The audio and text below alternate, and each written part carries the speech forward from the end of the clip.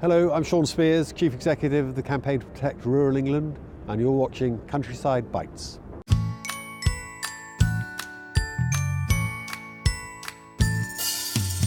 In this episode, I'm asking the question, are we finally going to get the right homes in the right places? We need to build many more houses in this country. There are far too many people living in poor housing conditions. We've got a growing population.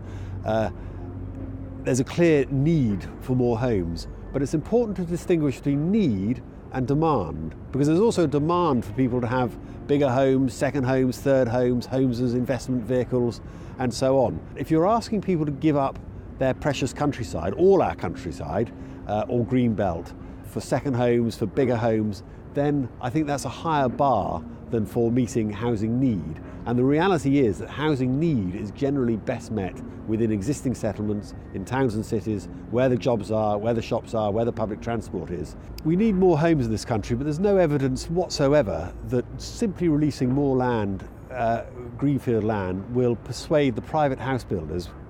The industry is dominated now by about a dozen big firms, will persuade them to build on the scale that's necessary.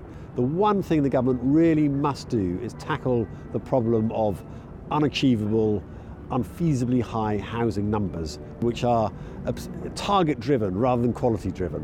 What's really important in getting new housing is to get people on side, to make people think that it might actually make the places they care about better. Far too many developments simply make the place worse. They don't come with good infrastructure, they're not well designed.